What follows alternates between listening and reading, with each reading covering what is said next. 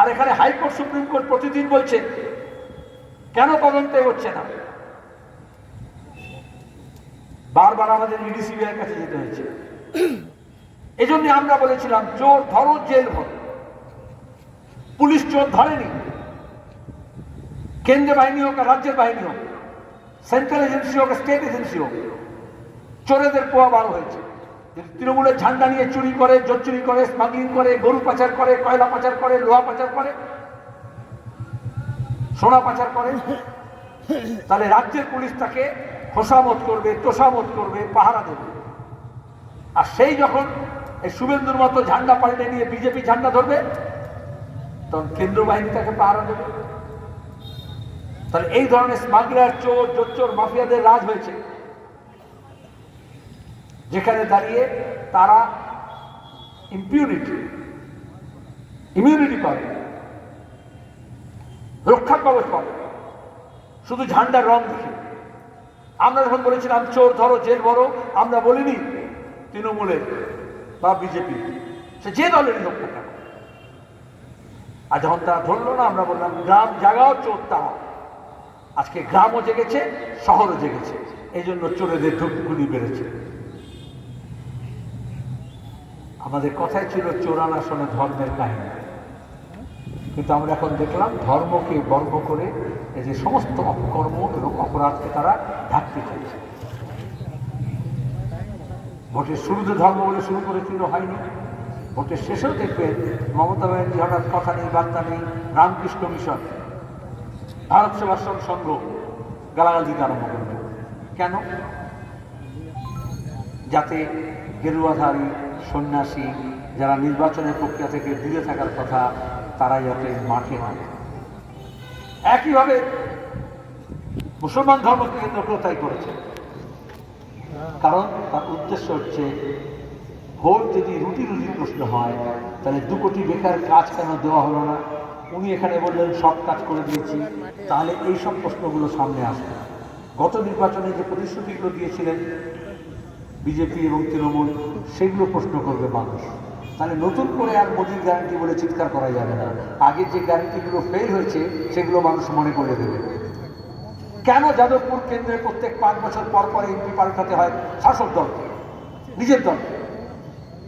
কেন সেই এমপিগুলোকে, যাদের জন্য মমতা ব্যানার্জি বলেন আমাকে দেখে ভোট দিন, তারপর তাকে খুঁজে পাওয়া যায় না 5 বছর পর, 5 বছরের মধ্যে? এর উত্তর দিতে হবে না।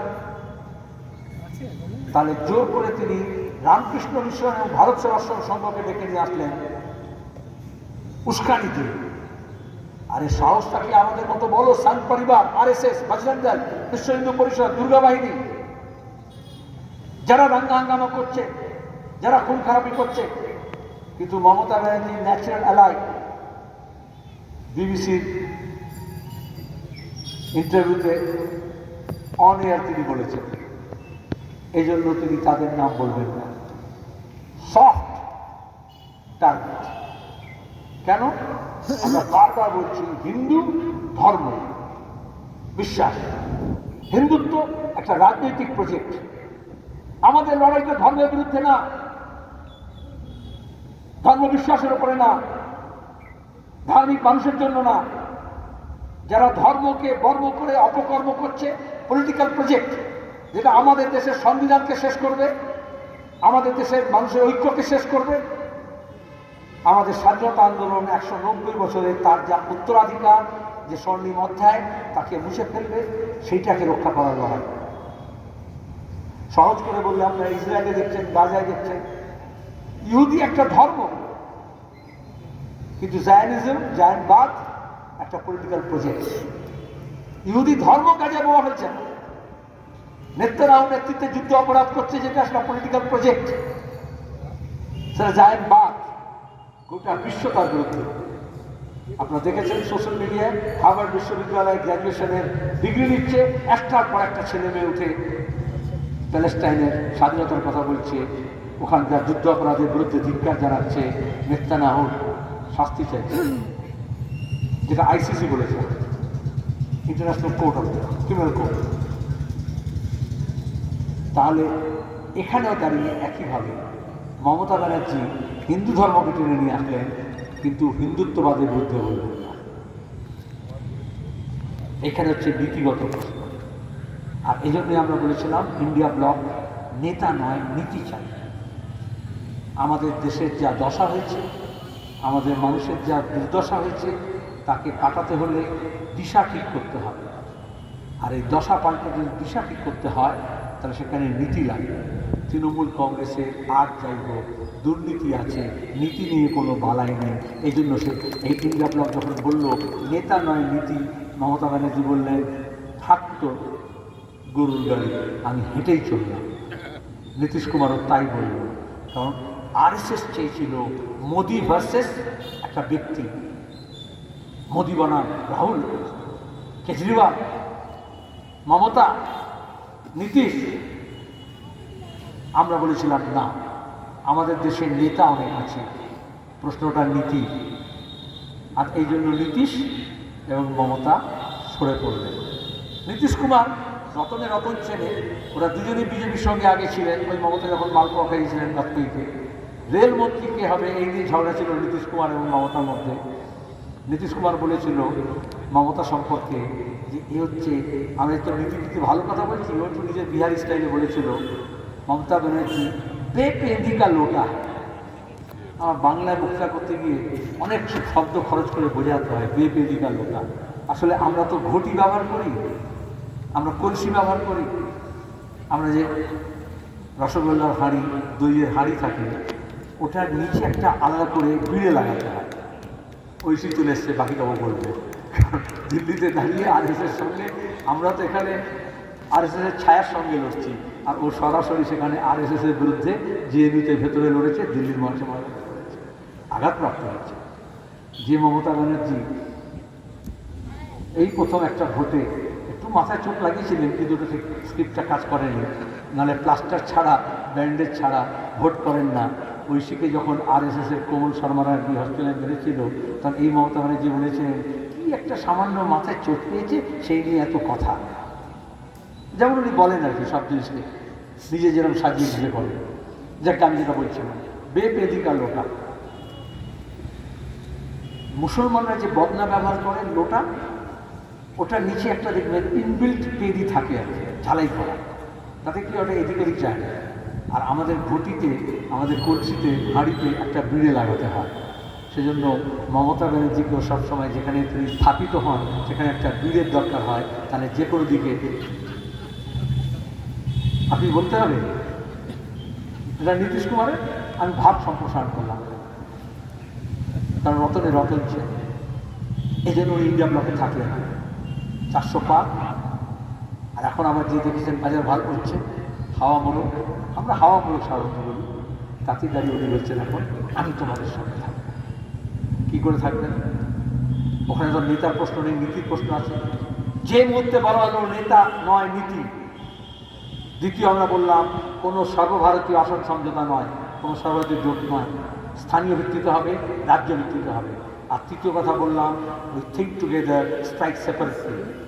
আমরা কতগুলো কর্মসূচি ঠিক করব, বিকল্প অর্থনীতি কী হবে, বিকল্প শিক্ষানীতি কী হবে, বিকল্প স্বাস্থ্যনীতি কী হবে, বিকল্প কৃষিনীতি কী হবে, আমরা কিভাবে আমাদের রাষ্ট্রায়ত্ত শিল্পগুলোকে বাঁচাবো, আমরা কি করে আবার আমাদের দেশের পুনর্নির্মাণ করব, আমরা কিভাবে আমাদের দেশের স্বাধীনতার যে মূল্যবোধ তাকে শুধু টিকিয়ে রাখবো না, এগিয়ে যাব, আমরা গণতন্ত্রের সম্প্রসারণ কীভাবে করব, আরও কীভাবে বিকেন্দ্রিত করব আমাদের ক্ষমতাকে।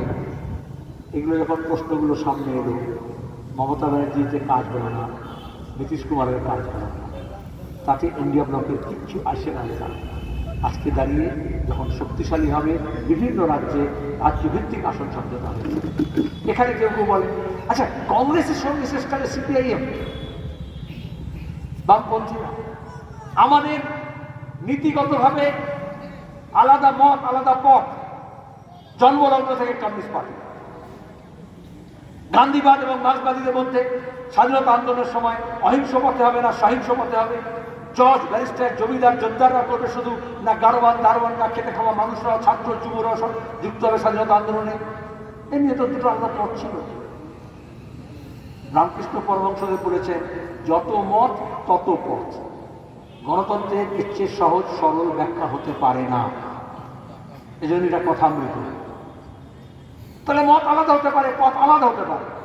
স্বৈরতন্ত্র, ফাঁসিবাদ মনে করে না একটাই পথ, আমরা বলি না।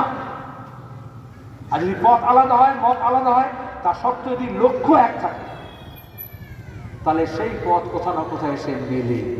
আপনি যদি ধর্মতলায় যেতে চান, আলাদা পথ ধরলেও কিন্তু হয় যাদবপুর থানায়, নয় গড়িয়াহাটে, নয় ধর্মতলায়, নয় পরমাণু আনন্দে, নয় আগে আমরা বলতাম রুবি, এখন সব বিশাল বিশাল বলে, সেই মোড়ে কোথাও না কোথায় এক জায়গায় পথ মিলবে। এই জন্য স্বাধীনতা আন্দোলনের সময় যারা ইংরেজকে তাড়াতে চেয়েছিল, দেশকে স্বাধীন করতে চেয়েছিল, সেখানে গান্ধীবাদী এবং মার্ক্সবাদীরা অনেক ক্ষেত্রেই মিলেছিল, সমাজবাদীরা।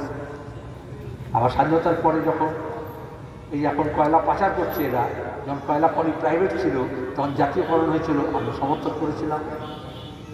যখন দাঁড়িয়ে প্রিভি পার্স, রাজা রানীরা সব ভাতা পেত, সেটা যখন বন্ধ করা হলো আমরা সমর্থন করলাম। যখন ব্যাংক ন্যাশনালাইজেশন হলো আমরা সমর্থন করলাম।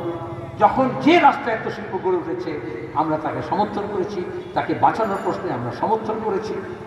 যখন মুক্তিযুদ্ধ হচ্ছে বাংলাদেশে পাকিস্তানের স্বৈরশাসনের বিরুদ্ধে, এখানে যখন আধা ফ্যাসিবাদী সন্ত্রাস চলছে, তাও আমরা খোলা গলায় বললাম, দাবি জানালাম, এবং বাংলাদেশকে স্বীকার করা, মুক্তিযুদ্ধকে সমর্থন করা, উদ্বাস্তু মানুষের পাশে দাঁড়ানো, আমরা একসঙ্গে দাঁড়ালাম, কোনো অসুবিধা হয়নি। তাহলে আজকে দাঁড়িয়ে এই সহজ করে বলি, যখন আগুন লাগে পাড়ায়, মহল্লায়, বাজারে, দমকল আসতে দেরি হয়, পুলিশ তো আসে না। যদি কোথাও উপরে কিছু পাওনা থাকে তাহলেই পুলিশ যায়, নাহলে তো এসব ব্যাপারে আসে না। তখন পাড়ার দামাল ছেলেরা আগুন নেভাতে আসে। আজকে দেশে আগুন লেগেছে, আর সেই জন্যই আজকে আমরা সবাই এক কাট্টা হয়েছি। তখন কেউ নিজের মধ্যে কে ইস্ট বেঙ্গল, কে মোহনবাগান, কে মোহামেডান এই নিয়ে ঝগড়া করে না। তখন সবাইকে এক কাট্টা হতে হয়। আমাদের যে বৈচিত্র্য, যে ডাইভার্সিটি, যেটা রবীন্দ্রনাথের কবিতায়, প্রবন্ধে, কথায় অনেক বেশি সোচ্চারে ঘোষিত হয়েছে, সেটাকে আমরা রক্ষা করতে চাই। এই বৈচিত্র্যকে রক্ষা করতে হবে, কারণ আমাদের ঐক্য দরকার বৈচিত্র্যের মধ্যে। কিন্তু এই ঐক্যকে রক্ষা করতে হলে, বৈচিত্র্যকে রক্ষা করতে হলে আমাদের অ্যাপ্রোচটাও ডাইভার্সিফাইড হবে, বৈচিত্র্যপূর্ণ হবে। আজকে অনেক বাংলা ছাড়া গোটা দেশে দেখবে বড় বড় এক্সপার্টরা বলছে, এই যে ডাইভার্সিফাইড অ্যাপ্রোচ ইন্ডিয়া ব্লক নিল নিজের নিজের মতো করে। এবং তৃতীয় কথা আমরা বললাম গ্রাস রুট লেভেল স্ট্র্যাটেজি। আমার এলাকায়, আমার রাজ্যে, আমার জেলায়, আমার কেন্দ্রে, আমার পাড়ায় যে সমস্যাগুলো আছে তার মোকাবিলা করব। আজকে আমাদের এখানে গণতন্ত্র বিপন্ন, আজকে এখানে গুন্ডা মাফিয়া রাজ, আজকে এখানে লুটেরা, আজকে এখানে দুর্নীতি, তার বিরুদ্ধে আমাকে লড়তে হবে। কেউ কেউ মনে করেছিল না, একটা বড় শয়তানের বিরুদ্ধে লড়তে হলে ছোট শয়তানকে সঙ্গে নিতে হবে।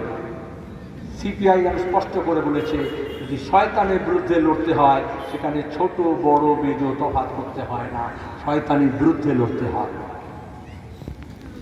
আমি যদি দুর্নীতির বিরুদ্ধে হই, যেমন প্রতিদিন টেলিভিশনে হচ্ছে, তুই চোর না মুই চোর, তোর থেকে বড় চোর, ওর থেকে বড় চোর, আমরা চোরের বিরুদ্ধে।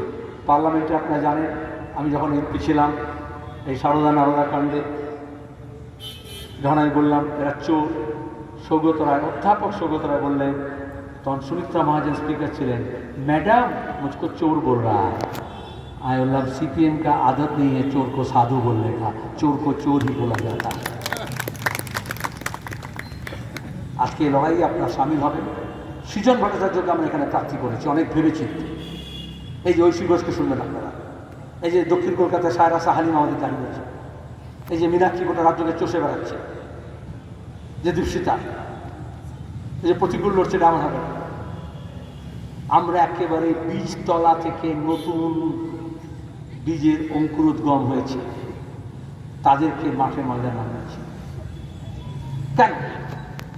বিশ্বাস করুন, শ্রমিকের মতো আমার মতো প্রজন্ম আমরা আর বেশি দিন বাঁচব না, সোজা কথা, বায়োলজিক্যাল নিয়ম অনুযায়ী আমরা চলে যাব।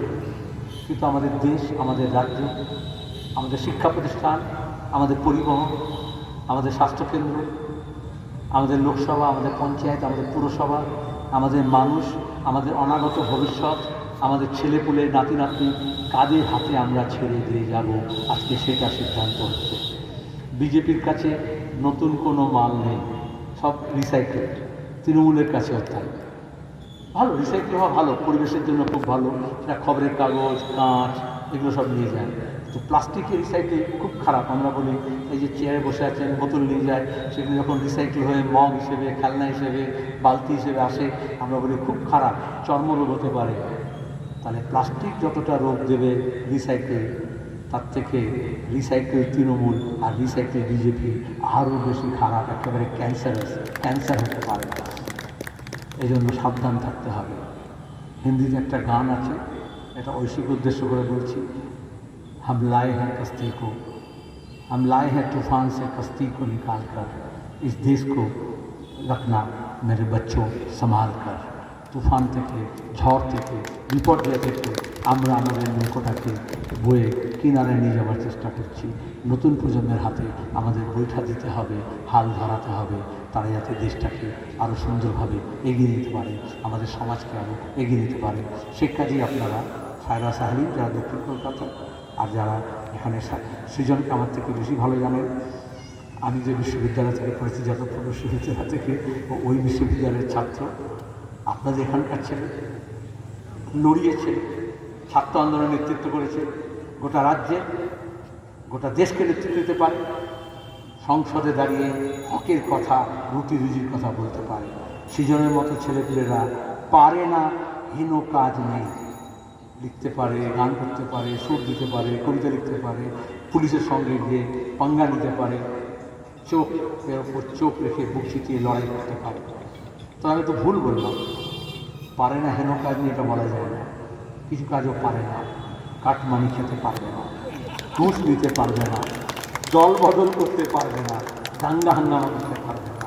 আর এই জন্য আপনার কাছে প্রার্থনা করছি, আবেদন করছি, কাস্তে হাতে তারা চিহ্নে বামফ্রন্ট মনোনীত ইন্ডিয়া ব্লকে জাতীয় কংগ্রেস সমর্থিত সিপিএমের প্রার্থী কিশোর ভট্টাচার্যকে আপনি সমর্থন করবেন।